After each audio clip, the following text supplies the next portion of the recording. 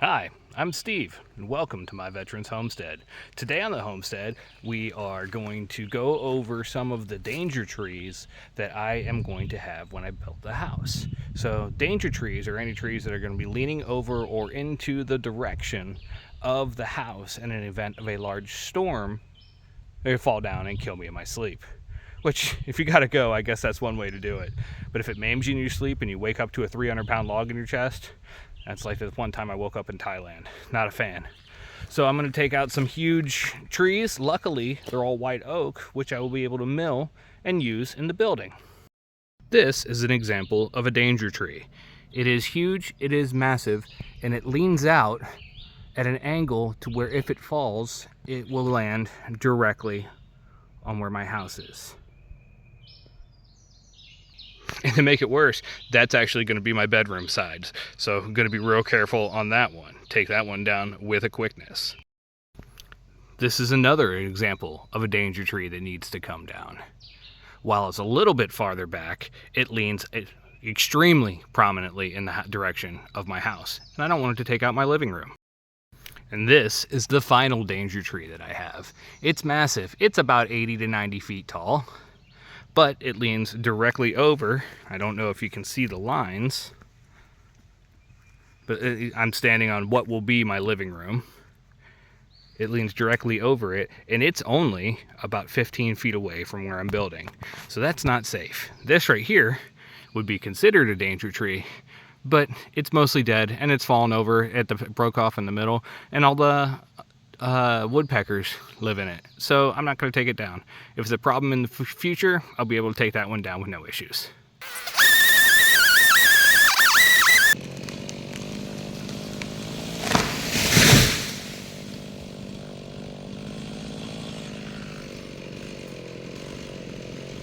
That's how it's done. All right.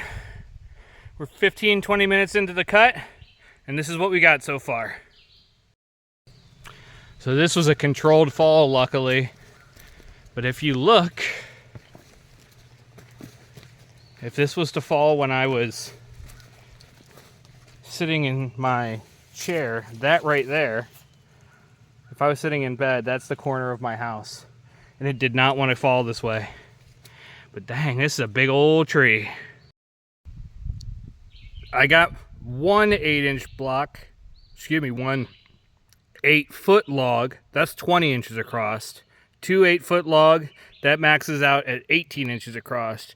3 8-foot log, that one maxes out at about 14 and a half.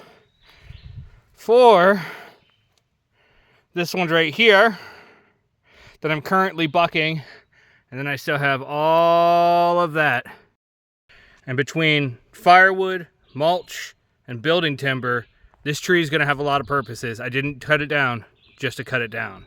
I cut it down for safety, and I cut it down for uses. So it's going to turn into planks, which will turn into boards, which will help build my house. After about an hour and a half of work, we're almost done. I've got 1 8-foot. There's 2 8-foot back in there, plus those 5. Now, if I math it right, and I mill those all correctly, I should get about 650,000 4x4s. I think, if my math's right. Hashtag public school. So it looks like we got a lot to shred in this little guy.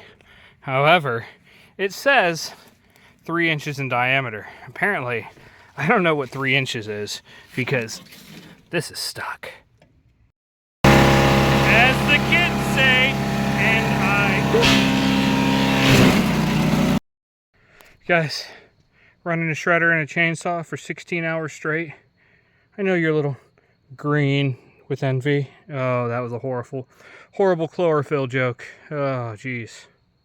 That's all right. My bark's worse than my bite. I'll leave it alone. Well, guys, last night it rained. I left my tractor out in it.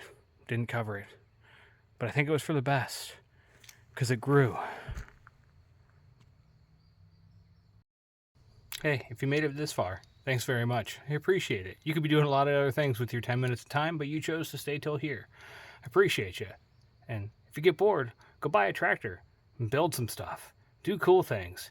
And then try and figure out a spot to put it away before it rains.